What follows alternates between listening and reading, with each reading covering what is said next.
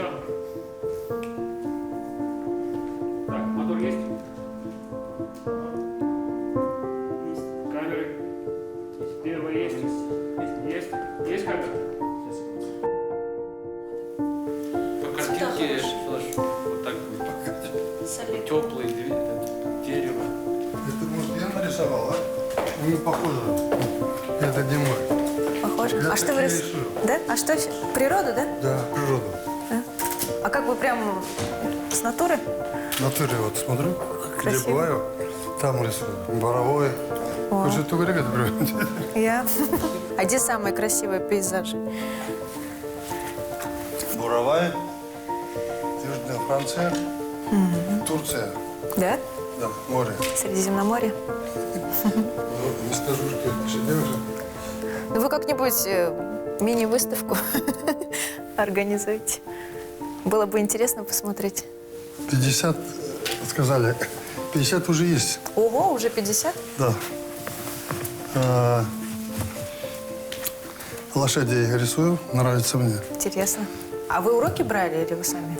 Я консультанта брал. Ага, интересно. Самое главное найти краску, Да? смешать разные краски. Я сразу маслом стал рисовать. Это вообще учится карандашом сначала, Да вы что? акварелью, потом маслом. Я сразу маслом стал рисовать. А это прям наука такая, да? Ну, Это еще не какая просто наука. так, да? И вот я сейчас смотрю, нарисовал бы, а я говорю, нет. Да? Ну, Масло. Вообще, очень интересно, Рустам Бишевич, про ваши хобби узнать. Вот, например, рисуете вы природу. Это успокаивает или наводит на какие-то мысли новые? вот как вот эту, если нарисовать, это занимает 2 дня. 2 дня? Да. А человека рисовать очень сложно. Каждый штрих, ты все забываешь, и только сосредоточен на это, в этом плане помогает.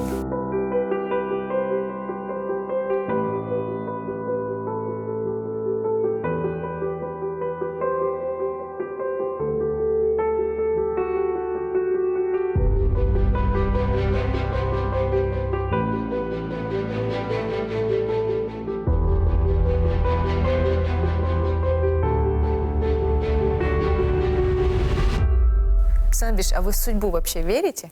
А? В судьбу сами верите? Или человек влияет сам? Если верить в судьбу, то надо представить себе, что ты в трубе. Ни налево, ни направо хода тебе нет. Вот труба твоя жизнь, идешь по трубе. Мы же так не делаем. Когда надо, мы же ищем выхода. Даже в сложных условиях, даже попал вот в физически сложных условиях, мы же ищем выхода.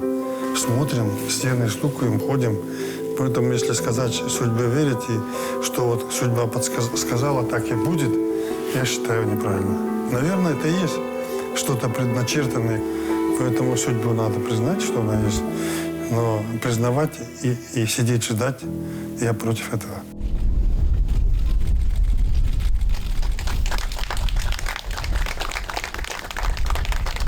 18 марта, накануне, я же 19-го велел. Да. И 18 марта мы заложили камень новой мечети большой. И потом с Токаевым в одной машине поехали. И Токаев знал, что я завтра буду выступать. Он говорит, ну, Станович, вот такой случай как раз есть. Может, передумаете? До последнего. Да, говорит, подумайте. Это же неправильно, вы же еще можете. Слушай, все. Я внутренне принял это решение. Так что готовься принимать. Это непросто. Прекращаю с 20 марта 2019 года исполнение своих полномочий президента Республики Казахстан. Вот с этого момента хотел я начать писание своих мемуаров. Это момент, а потом продолжается у подножия гор. В крестьянской семье родился Нурсултан. И пошло.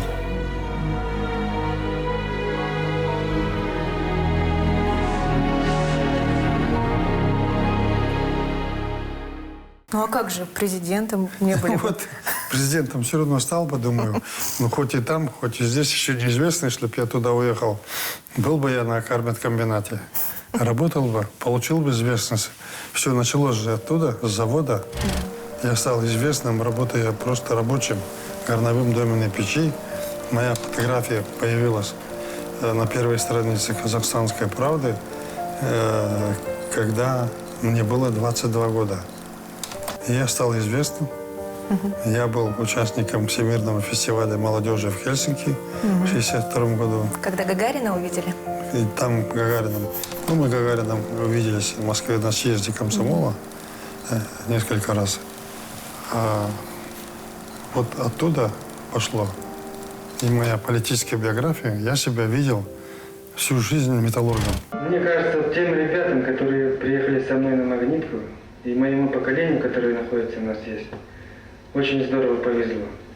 Вот, мне кажется, это можно рассказать даже на примере моей жизни. Во-первых, мужская профессия. Сейчас его не любят такое. Во-вторых, хорошая зарплата по тем временам. Тоже немаловажно. А я хотел помочь родителям моим. Бедновато жили мои отец, мать. Нас трое, еще сестра, мамы, 5-6 человек мы жили. И жили очень бедно. Иногда ходили впроголодь. Это послевоенное время. Всего не хватало. Отец работал в колхозе, мама работала. Хорошо, что был возле дома огород. Хорошо, что это был юг, что можно было все взращивать, держать какой-то скот. И за счет этого мы выжили. Я жил, видел это. Приходил со школы, бросал сумку, сразу помогал отцу. Или спалывать огород, или поливать огород, или идти косить сено для нашей коровы, или пасти эту корову. Вот так была жизнь, другого не было. Или потом выбирать навоз под нашими животными. И тяжелая вообще физическая работа. И в то же время был первым учеником. В школе всегда, с 1 по 9 класс у меня 9 похвальных грамот. И первая мысль была помочь подняться моим родителям. И когда я в газете прочитал, что это такое, казахстанская магнитка, большой завод, начал изучать, что это такое, что за специальности, взял и поехал.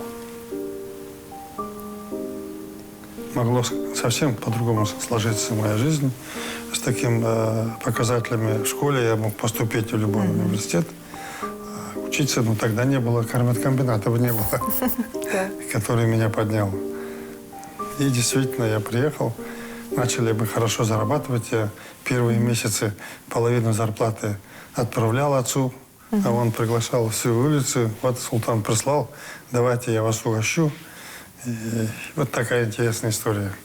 А потом все меньше и меньше стал посылать, самому не хватало. Потом женился, вообще не хватало. Александр Борисович, я очень помню, в одном из ваших интервью вы говорили о том, что глубокая боль, она не уходит и не притупляется. Это боль от потери твоих родителей.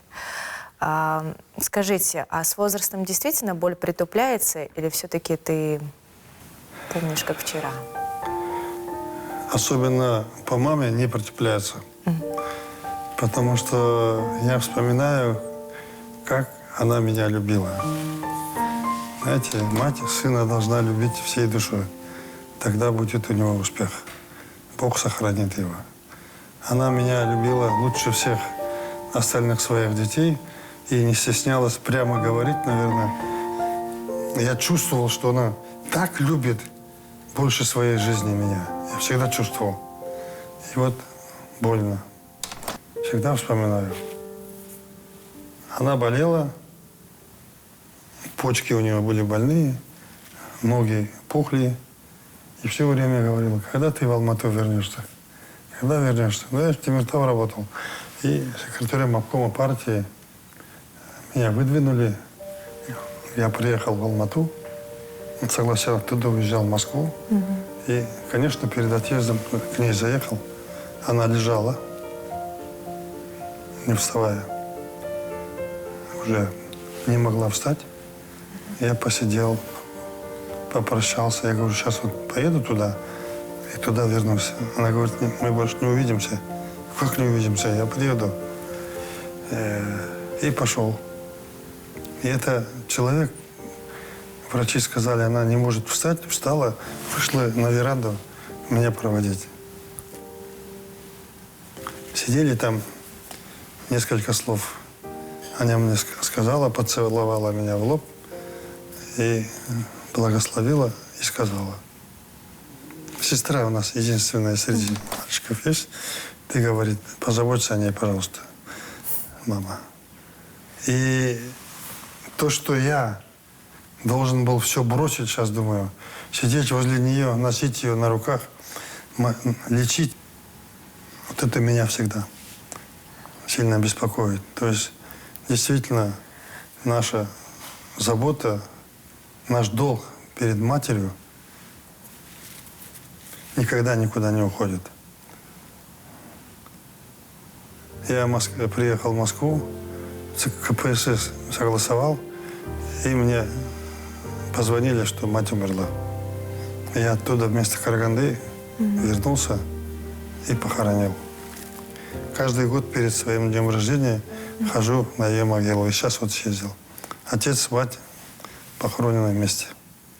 Она на 6 лет пережила отца и ушла. Простые люди были. Нигде не учились, не образованные. Но столько было житейской мудрости в словах, в поступках. Какие песни пела моя мама. На ходу сочиняла. Айтыс участвовала. Я поражался просто. Она просила меня читать стихи там поэтов всяких. Видать, она рифмы там ловила для себя. И вот все в ауле ее уважали. Без нее никакой той не начинался, ни вечеринка. И вот такая была мама, и эта боль не уходит.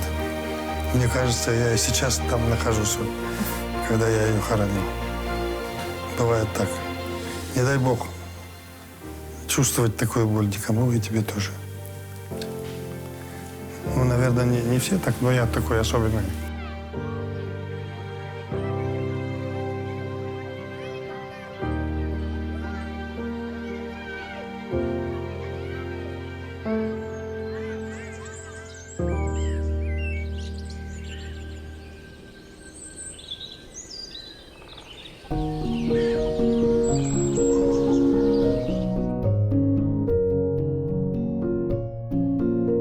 Каждый год я бываю у себя на малой родине, Чемолгане, и вот это... Вот как раз и хотела спросить. Да.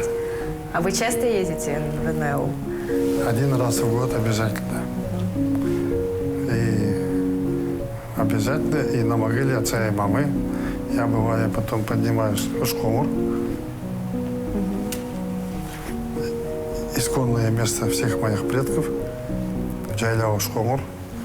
Там похоронены много поколений моих предков. И там я просто сижу, набираю энергии. Если возможно, хумус пью. Это самое из всего лучшее для меня. В этом году вот после болезни я специально поехал туда 10 дней. Сидел и дышал горным воздухом, и это мне помогло восстановиться. Самые любимые, я родился в горах, поэтому горы меня тянут.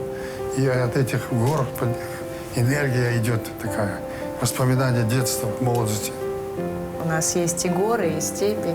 И вы всегда говорите о каждом с любовью. Как к горам, так и к степям. Да. Горы имеют свою прелесть, естественно. Кто к горам привык, он его туда тянет. А степь имеет свою прелесть. Здесь, когда мы приезжаем, кажется огромное-огромное небо, потому что глаза не упираются никуда. А там в Алмате высокие горы как бы закрывают часть неба, и небо меньше.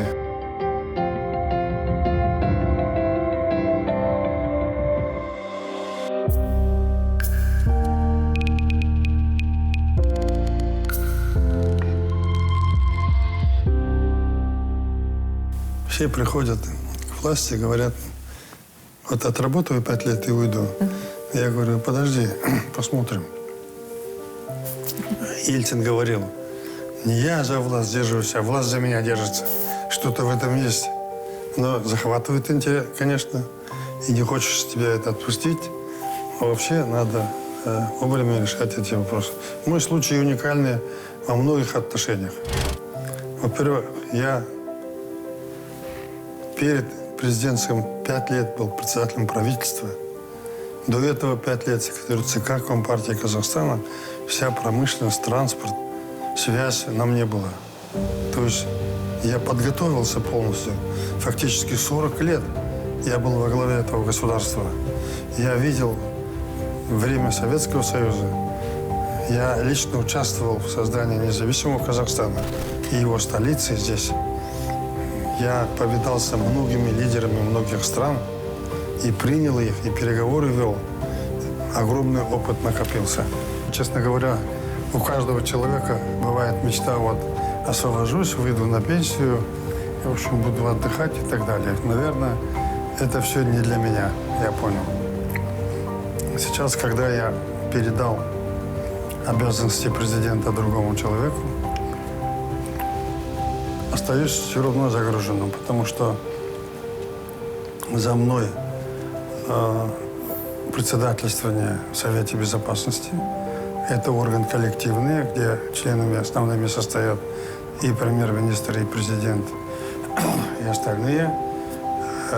Руководство политической партии «Нур-Отан» и фонда «Самрук-Казна».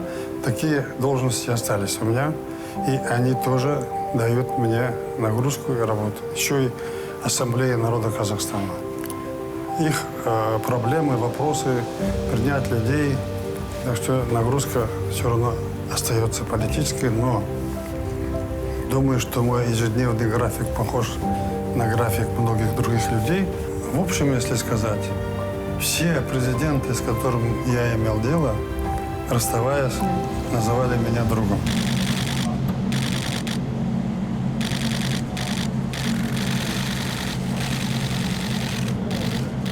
Последняя встреча с президентом Трампом, у него сидят его люди, здесь мои люди. Он говорит, господин президент, у нас с вами химия, говорит, есть. Понимание, я к вам отношусь уже, я давно не знаком с вами, мы только познакомились сейчас, вы уже мне нравитесь, я вам доверяю. То есть, как оно получается, я не знаю, я стараюсь сделать так, чтобы возникла обстановка доверия. Вот. Настоящие добрые отношения, доверительные отношения, конечно, с президентом России. И теперешним, и бывшим у меня было, потому что оно сложилось в ходе нашей совместной работы не за каких-то там красивые глаза, а вот мы убедились, как мы работаем, как мы защищаем, мы компромиссно решаем вопросы. Точно так же Китайская Народная Республика. Эти гигантские государства по сравнению с нами, но с ними строить отношения надо равные, как независимое государство.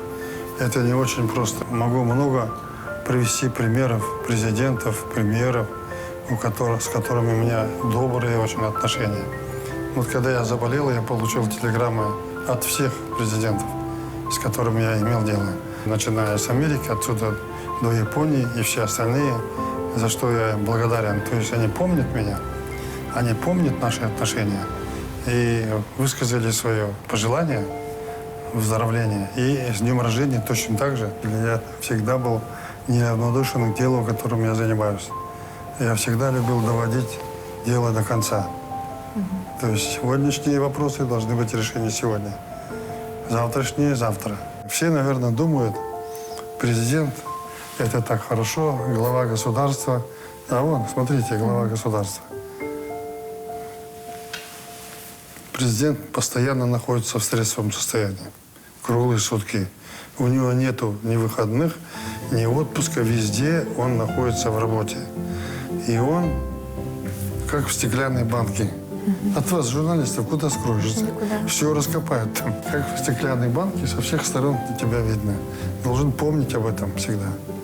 значит, о своих поступках, о речи, то, что ты делаешь, чтобы потом ты мог объяснить, почему ты это сделал. Вот это все концентрированно выражается в том выражении, которое я сказал. То есть люди думают, что вот он с самолета сходит, Юпитеры над ним светятся, камеры к нему направлены.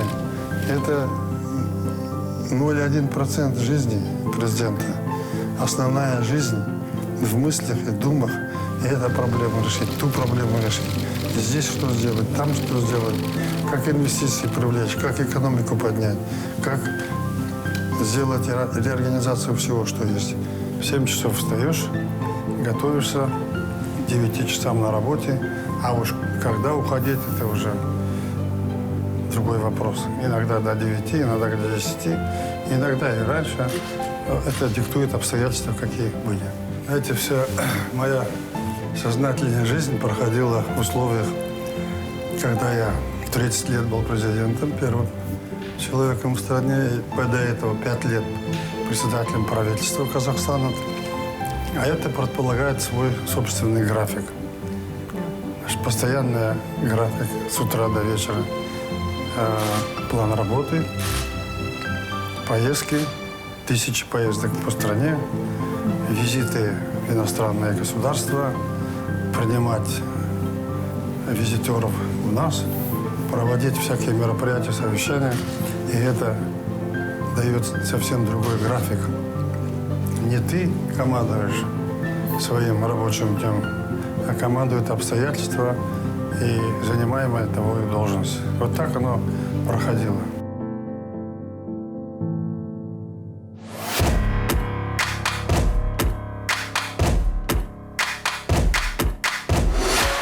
Вот вы говорите, что был слишком добрым. Это ваш недостаток, вы считаете? Или все-таки как посмотреть? И то, и другое. Доброта никогда не является недостатком человека. Человек, в принципе, должен быть добрым, стараться добрым быть. Но если доброта это мешает делу, развитию государства, то эта доброта не работает на пользу. Так что тут разделять надо. Одно к другому. Вот это мы говорили о доброте к кадрам. Если он не справляется, проворовался, я буду доброту проявлять, оставлять, что же будут говорить мне люди. Так что иногда я был жестким даже к своим родственникам, как известно. И это было правильно. Другого выхода не было. Мы были молодое государство. У нас впереди неизвестность. Никто нас не учил управлять государством. Мы нигде не брали опыта. Мы не знали, как поступить, что делать. И здесь, конечно, могли быть ошибки. Ошибки в расстановке кадров всегда бывают. Это очень противно, когда ты человеку доверяешь, 100% приближаешь, он тебя в спину камнем бьет или еще чем-нибудь. То есть беспричинно ты ему сделал добро, сделал хорошо, а он тебе отметил черное такое, ненавистью, что ли. Но прощаю, не прощаю, но забываю, стараюсь не помнить. Потому что я точно знаю, что предатель никогда спокойно не живет. Его изнутри гложет его предательство. Человек сделал тебе хорошо, а ты взял его предал. И он очень плохо кончает. У предателей путь один, вот их я не прощаю. Остальных всех готов простить. Я даже однажды публично заявила, что всех, кто вот сбежали там чего-то, всех, кого ищет, я говорю, я готов простить, но только ты приди, честно, признай, деньги поставь, откуда взял, и покайся перед народом. Зачем преследовать нам тебя? Мы тебя отпустим, живи в Казахстане. Пока никто не откликнулся. Разве вот Аблязов не является предателем? Я его молодого назначил министром энергетики, и он начинал работать. Понимаете? Да. И он там проворовался. А я при чем? А я-то поднимал его, проворовался, посадили в тюрьму. Писал письмо за письмами. И его друзья, родственники писали, простите его, отпустите. Значит, и через какое-то время, пользуясь правом президента помиловать, я его помиловал. Он сидел бы в тюрьме, а может, еще добавили бы. После этого просился, я его вернул в банк. И что он сделал?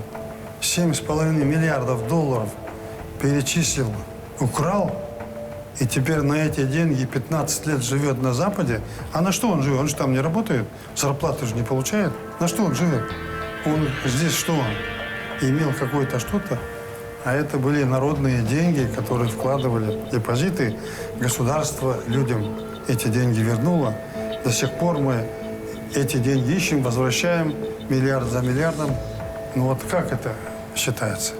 Не потому, что я не хотел сегодня вспоминать, просто один из этих. Я иногда размышляю, ну зачем ему?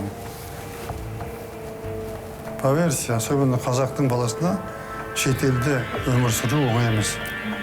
Басқа елдің сұлтаны болғанша өз еліңнің ұлтаны бол деп неге айтқан қазақ? Ну ты 10 раз сходи в этот ресторан, одень 10 костюмов, ну ешь там гамбургеры сколько хочешь, ну сколько можно. Там же все чужое, не родное. Хоть что, родная земля, родная страна твоя ближе всего. И я ему не завидую, конечно, ни за что. Ну, вот так случилось. Жаль. В общем-то, человек мог бы хорошо работать, мог бы создавать что-то, помогать собственной родине. Здесь получился беглец. Точно не буду перечислять другие. Есть несколько человек, которые почувствовали мою доброту, почувствовали мою поддержку, мою помощь. И с такой черной неблагодарностью ответили, и сейчас работают против собственной страны. Надо защищать независимость всем нам вместе. Получить независимость одно, а вот сохранить независимость более сложное дело. Всем, әсіресе қазақтарға, осы келген тәуелсіздікті сақтап қалу үшін жұмыс істеу керек қой. А олар Қазақстанды жамандап, Қазақстан маңдай, далаға шығыңдар, көшеге шығыңдар, қиратыңдар, бәрі быт-шыт қылыңдар. Вот что обидно. Неужели өзіміздің ішімізде туған бала, қазақтың балалары сондай жасағаны, конечно, меня очень сильно это задевает, за сердце, за все. Приходится терпеть. Давай. Вас же критиковали иногда? Вы же теоретически могли не отказываться. Вы часто прощали? Мы застрахованы от этих сценариев. Вот демократия по-нашему это что? Самое такое страшное предательство для вас. О чем вы больше всего сожалеете? На моем месте по-другому надо было быть, более жестким.